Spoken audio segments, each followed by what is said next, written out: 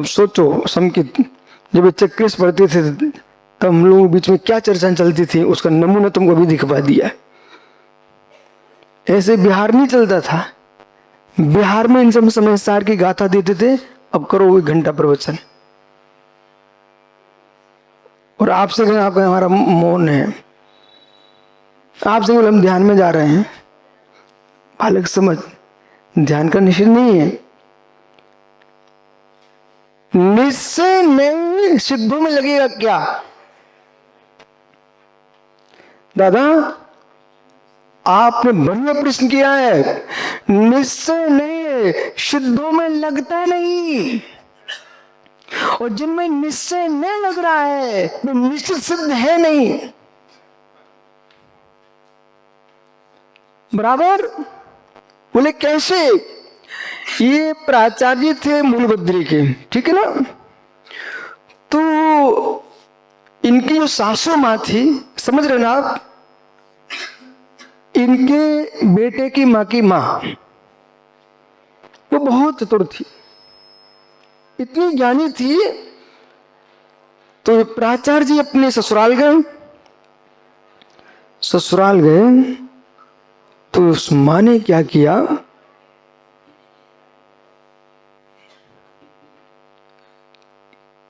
कर्नाटक में कपास होता, कपास, तो कपास का जो फल होता ना बिनोला, उस माँ ने कपास का फल लेकर के अपने दमाद साहब को दे दिया। कहते देख बेटा, जितनी पोशाकें हैं, जितने वस्त्र हैं, साल दुसाला सम्मान की जो भी सामान है इसी के अंदर है। बोले है कि नहीं दादा?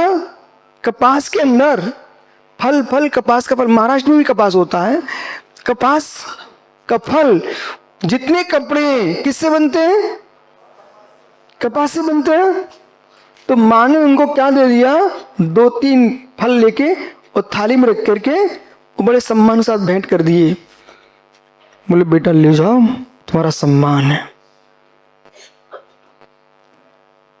बेचारा सोचता है मैं प्राचार्य होकर के इस माँ ने क्या मुझे बुद्धि दी, पहले बुलवा लिया। बोले द्रव्य दृष्टि से देख, निश्चय में से देख, इसमें कपास वस्त्र है कि नहीं? बोले हाँ माँ है। तो ले जाओ। किराए का खर्च करके आया, घर का काम छोड़ के आया, और माँ ने बिनौला पकड़ा करके विदा कर दिया। लेकिन अब तो प्राचार्य तो था ही, बोले समय देखूंगा। श्रावण का महीना आया तो इनकी सासू का बेटा अपनी बहन से राखी बंधाने आया। तो प्राचार्य जी ने क्या किया, व्यवस्था करके रखी थी। वो खेत से गन्ना लेके आए और पत्नी को बोल के रखा, देखो जो मैं सम्मान करूंगा वही तुम खिलाओगे, इनको कुछ नहीं खिलाओ। वो बेचारी क्या करती, वो लुमोहन हो गई। खेत से गन्ना लाए, ठीक है, और दूसरे खेत से ज्वारी बाजरा गेहूं वगैरह थाल में सजा के लाए। जब भोजन का समय हो गया तो उन्होंने क्या किया, प्राचार्य जी ने वो थाल को सामने रख दिया। देख भाई देख, जितने प्रकार की मिठाइयां हैं इसी में है, स्वीट स्वीट सारी मिठाइयां इसी में हैं। जितने प्रकार के खीर पूरी पापड़ पराठे रोटी भाकरी जो कुछ बनता है सब इसमें, ज्वार बाजरा गेहूं सब इसके अंदर है। वो ऐसा चेहरा देखते बोले जीजा जी मैं इतना चल के आया हूँ, भूखा हूँ, बोले आप ये दे रहे हो? बोले क्या कर रहे हो आप? बोले मित्र मेरे से मत पूछ, मेरे से मत पूछ। बोले क्यों? अपनी दीदी से पूछो जाकर के कि तुम्हारी माँ ने मेरे साथ यही किया था। बोले क्या? उठा के बिनोला दिखा, देखो ये देखो इसमें सारे कपड़े हैं। दादा द्रव दृष्टि से अनंत पर्यायात्मक वस्तु को देख सकते हो पर भोग नहीं कर सकते हो। भोग पर्याय से ही होता है।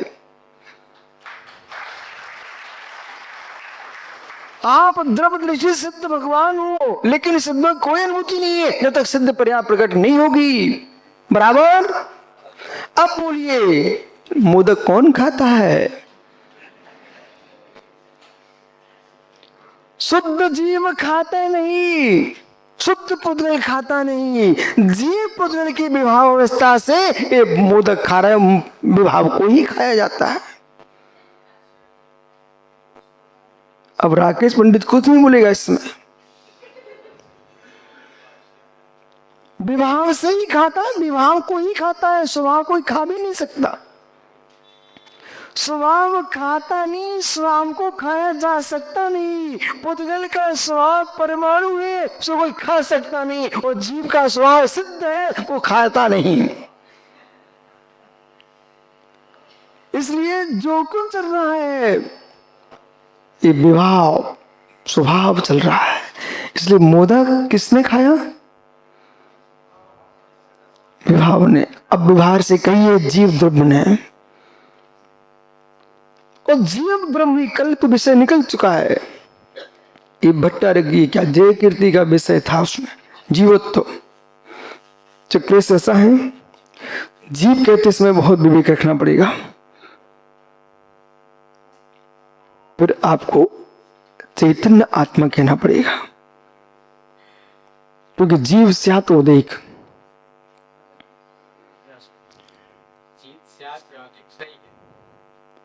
स्यात् उदेक क्यों कहा? तो 10 प्राणों से जीता है, जिया था, जिएगा, तो उदेक जीव है। उपयोग लक्षण की दृष्टि से कहते हैं तो पारमाणिक जीवत्व है। इसलिए मित्र आपको ये सूत्र और लिखना पड़ेगा, आपके लेख में स्पष्ट करना पड़ेगा, अन्यथा कि बहुत बड़ा एक विकल्प आ जाएगा कि जीवत्व उदेकी है क्या? नहीं, उदेकी नहीं है। जीव बब्बत्वानी चा उमा स्वामी महाराज ने पारमिक में रखा है। वो पारमिक में रखा है तो चैतन्य स्वभाव जीवा तत्र ज्ञान दर्शनियो। अब मित्र समय हो गया, बहुत कठिन हो रहा है, 2 शब्द सामान्य लोगों के लिए कह दिए जाए। दादा, हम एक जैन मुनि होकर के ऋतम्र प्रज्ञा को देखते तो अलग होता है, वेदांत में ऋतम्र प्रज्ञा को देखते हैं तो उनका अलग विषय बनता है। आप ऋतम्र प्रज्ञा को केवल ज्ञान के पास ले जा रहे हो तो फिर हम कहेंगे प्रज्ञा आत्मा का धर्म ही नहीं है।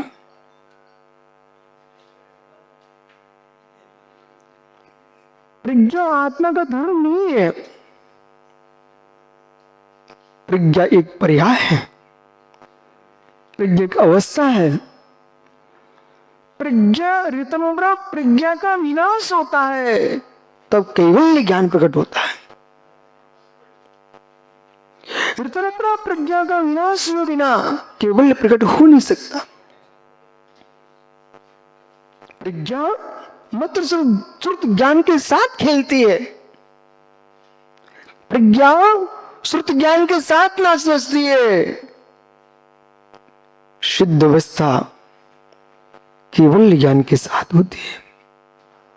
प्रज्ञा छद्मस्थ दशा है, केवल छायक दशा है। तो जो प्रज्ञा ऋतम्रा वो प्रत्यक्ष ज्ञान नहीं है, शाम्व्यवहारिक प्रत्यक्ष है। ऋतम्रा प्रज्ञा महावीर भैया, ऋतम्रा प्रज्ञा शाम्व्यवहारिक प्रत्यक्ष है, और जो प्रत्यक्ष केवल ज्ञान है वो पूर्ण प्रत्यक्ष है, सकल प्रत्यक्ष है। ऋतम्रा प्रज्ञा बहुत बढ़िया वृद्ध अवस्था में कितना गुण विषय पकड़ा है। ऋतम्रा प्रज्ञा ऋषभ महावीर शास्त्री कर बोले गुरु जी और सुनना है। देखो ये होता है सहज काम। उन्होंने प्रश्न किया ऋतम्रा प्रज्ञा पर ऋतंभरा प्रज्ञा रित रित रित रित खाली जो समयसार ग्रंथ है ये साधन, जो समयसार निर्ग्रंथ है ये साधन। कारण समयसार सिद्ध परमात्मा कार्य समयसार। जो कारण समयसार है वो ऋतंभरा प्रज्ञा है।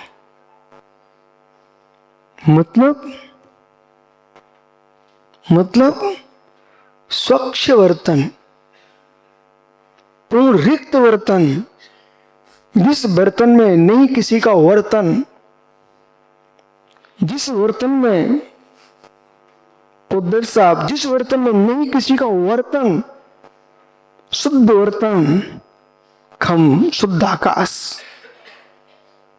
शुद्ध आकाश जैसे अलौकाकाश, अलौकाकाश पर द्रव्यों से शून्य है, ऐसे ही जिस प्रज्ञा में निजा आत्म द्रव्य को छोड़ करके अन्य द्रव्य नहीं बनता है, उस प्रज्ञा का नाम ऋतंभरा प्रज्ञा है। जनार्दन की भाषा बोलूं, अखंड श्रुत ज्ञान, चक्रेश अखंड श्रुत ज्ञान। अखंड श्रुत ज्ञान से तात्पर्य समझिए, जिस श्रुत में पंच परमेष्ठ भी गिना आ रहे हों, पांच पाप भी गिना आ रहे हों, शब्द बुल भी ना आ रहा हो, मात्र मात्र मात्र शुद्ध आत्मा ही ज्ञा हो रही है, उस ज्ञान का नाम है अखंड श्रुत ज्ञान। यह समयसार की भाषा। इसलिए ऋतंभरा प्रज्ञा जो है पर भावों से शून्यत्व का भेदन है, वह ऋतंभरा प्रज्ञा। फिर कभी करूंगा चर्चा और विशेष। अब आप समझिए, जैन कीर्ति जी, यथार्थ में वस्तुति की गोष्ठी अब चल रही है। हम क्या चाहते हैं इसके अंदर से, ऐसे विषय आप निकाल के लाएं और सवा सन्न हो जाए। सवा, फिर से कह रहा हूं, सवा सन्न हो जाए। आप व्याकरणाचार हो, इसका अर्थ निकाल लीजिए। सवा सन्न हो जाए, यह सवा सन्न हो जाए, सत सन्न हो जाए। ताका ना हुआ है, पंचम अक्षर हो गया है अनुनासिक में। सभा अपनी सत में ही तल्लीन हो जाए, यही सन्यासी है, यही सन्यासी है। भेष बनाना कोई सन्यासी नहीं है, भेष बनाना कोई सन्यासी नहीं है। सन्यासी मात्र वो साधु होता है जो मात्र न्यास यानी कृष्ण निक्षेप जो अपने में ही स्थित है, उस योगी का नाम है सन्यासी।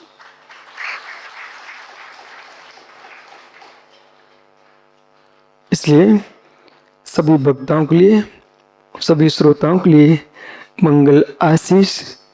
और आपका नमो सुशासन समूह है कर्नाटक,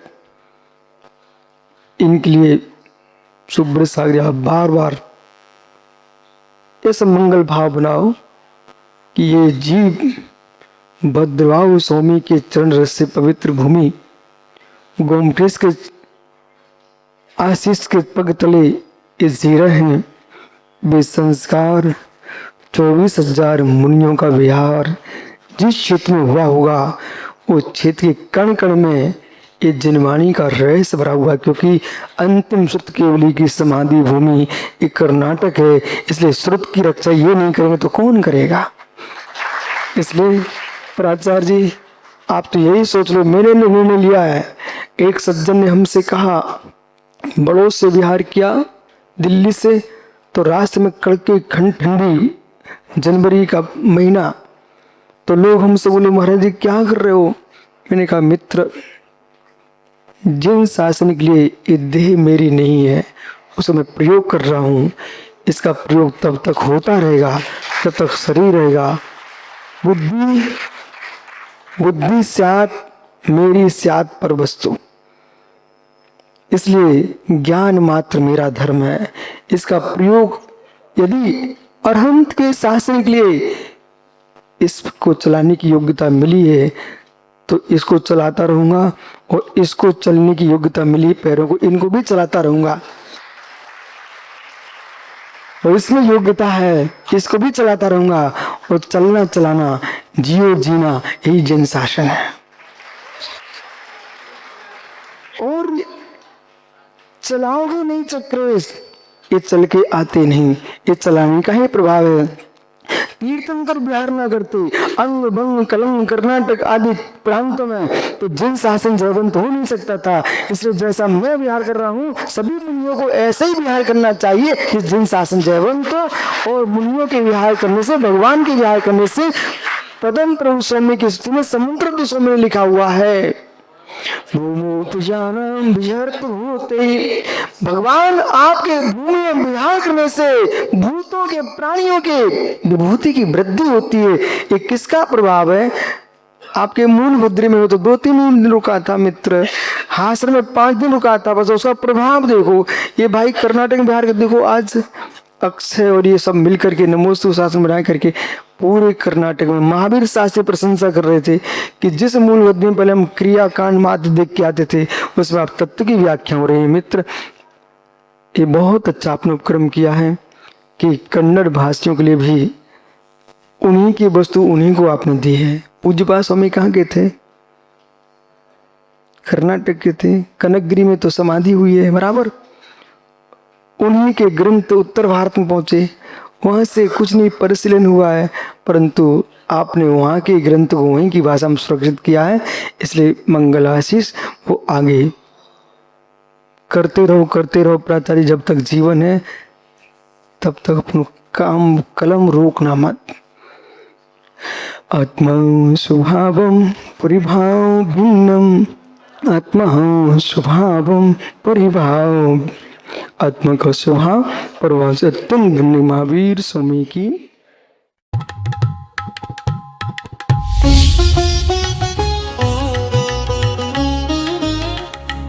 जब मंत्रों में हो अपार